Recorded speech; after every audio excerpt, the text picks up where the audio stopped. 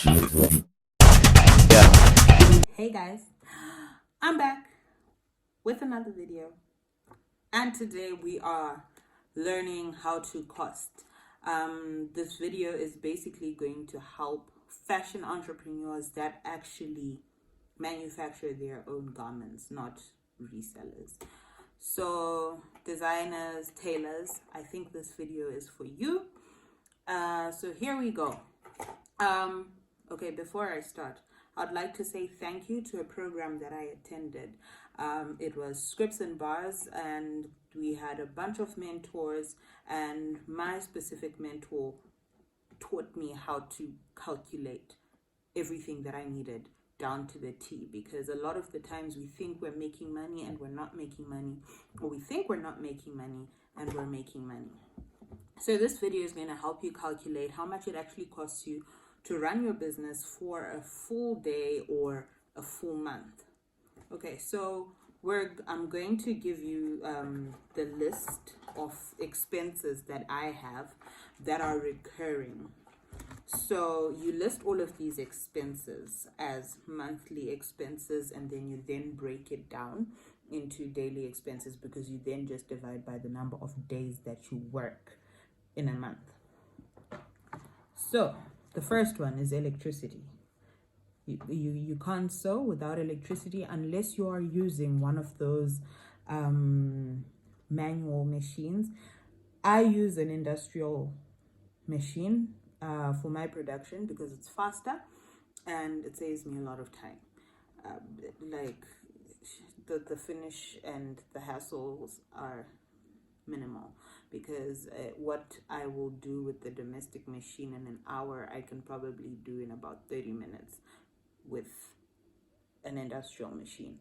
And sometimes you are dealing with thick fabrics. A domestic machine is not going to go through a thick fabric, but an industrial machine will. So my first cost was electricity, and then it was followed by fuel and parking. So fuel and parking, I put them in a bracket, and then I also had transport in a bracket. Why? Because we were testing a system.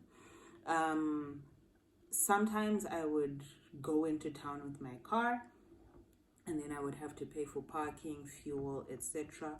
And on other days, my niece would go into town using public transport, or I would go into town using public transport to find the fabric.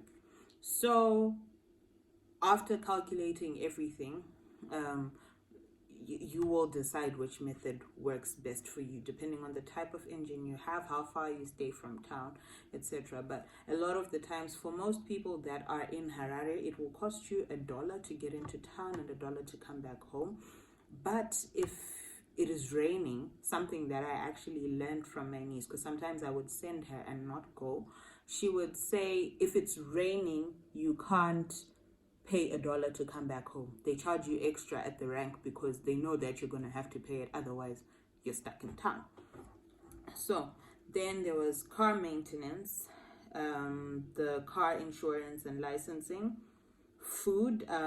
For my business, I provide food for my tailor and myself and my niece. We're a little team of 3.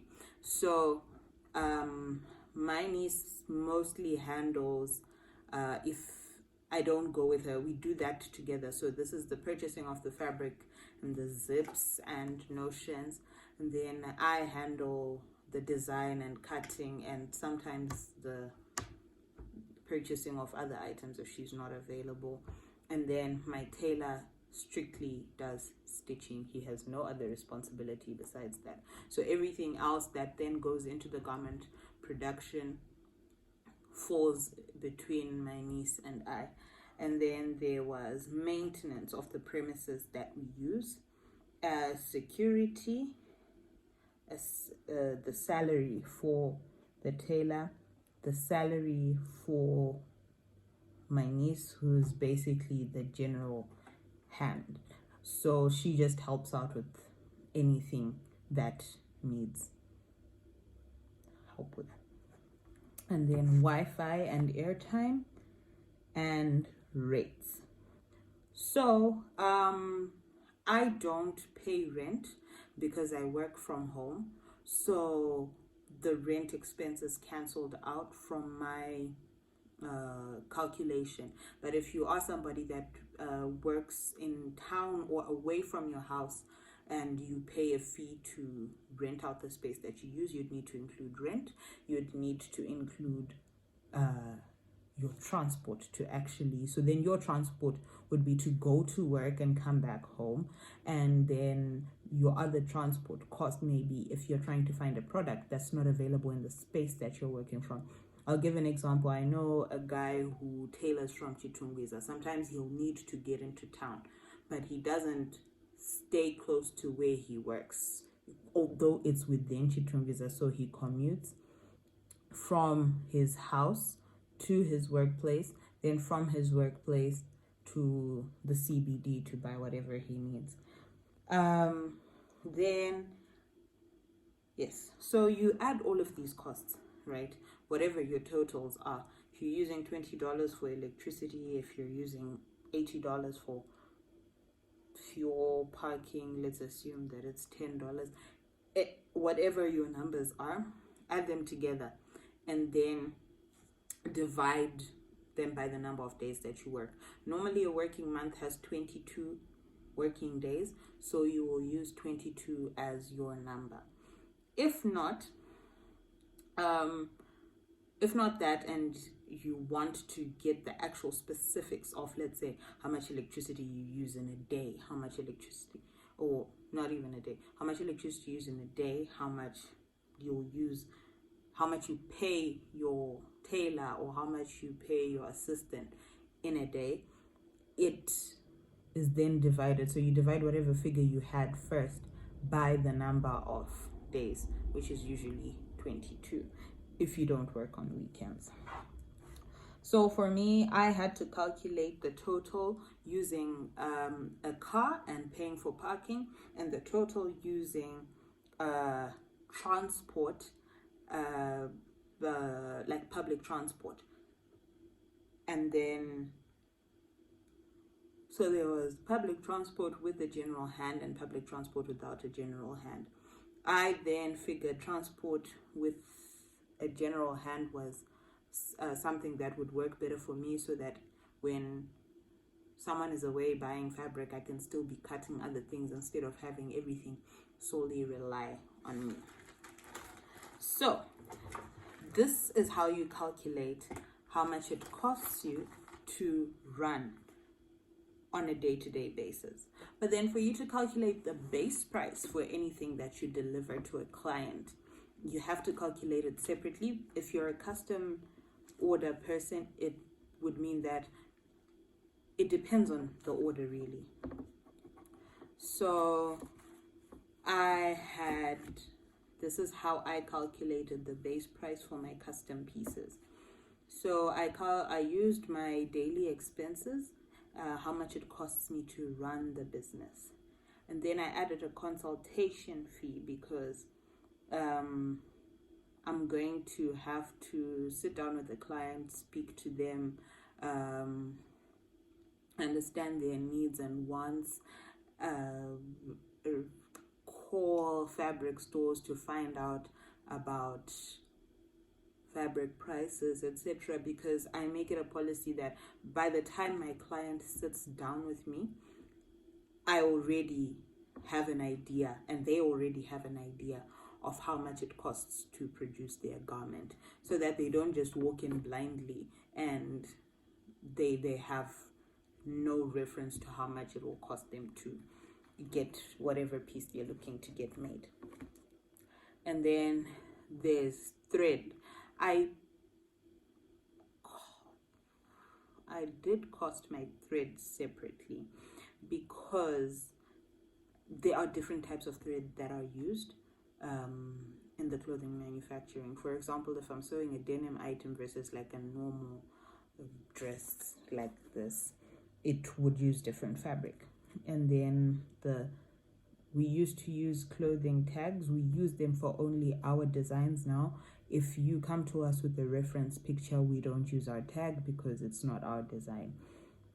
and then the packaging, and then ironing, packing, alteration, contingency, because a lot of the times when something is custom made, you need to factor in the cost for the alteration. What if you have no power when the client comes for their fitting and they need an alteration done?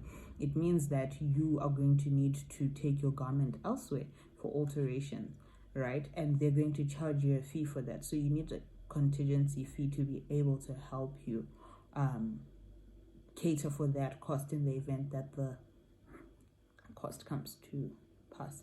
And then cutting threads. The reason why some of these other things are included is because I worked in a factory, so some of the things that we overlook are actually jobs that people can take on. So when I was costing, I looked at it in the sense that, okay, I'm going to grow. I'm going to need to learn to cost for these things so that when I need somebody who's only doing that, I'm able to pay them for their job. So things like cutting threads. In a clothing factory, there are people that come to work to cut threads only. There are people that come to work to pack your clothes only. There's somebody who comes to work to iron only. There's somebody who comes to work to check whether the buttons are in the right places. That falls under quality control. So those are some of the things that you will factor in. And this is what will give you your base price. This is what it costs you to actually produce a garment. Then thereafter that, you can then decide that you are going to put your profit at what percentage, or are you going to cost per process? I used that method as well. So I had a whole list of processes that get into making a ready-made garment, and then I would simply get the order, check the base price, and then start adding the processes. And I had about 72 processes that I wrote down. I'm just going to list maybe the first 10. So a buttonhole, a trouser zip, a dress or a skirt zip, a fake jet, a jet pocket, flaps, elasticating, gathers, machine hem, blind hem, clothing tag, seams, depending on the type of seam. There was pleating, lining, button sewing, hooks and bars, hooks and eyes. So some of those things are processes that go into making the garment, and I just decided to cost each process as at what I assumed it would cost me in terms of time and effort to put that to do that process and putting the garment together. Sorry for the hooting, guys. I am filming this in the afternoon, so my neighbor's daughter is being dropped off from school. So I think that's about all in the what would help you come up with your base price and your profit margin and how much it costs you to run a day in your business. Did I say that right? I think so. So yes. So for some of my clothing, no, not even that, for my fellow clothing entrepreneurs, please factor that in the next time you decide to give a client a piece of clothing. When you're giving them a price for a piece of clothing, I'd also suggest that if you are the one who does the tailoring by yourself, I would say please cost for your labor, because a lot of the times people that stitch by themselves think they're making money because they're doing everything themselves.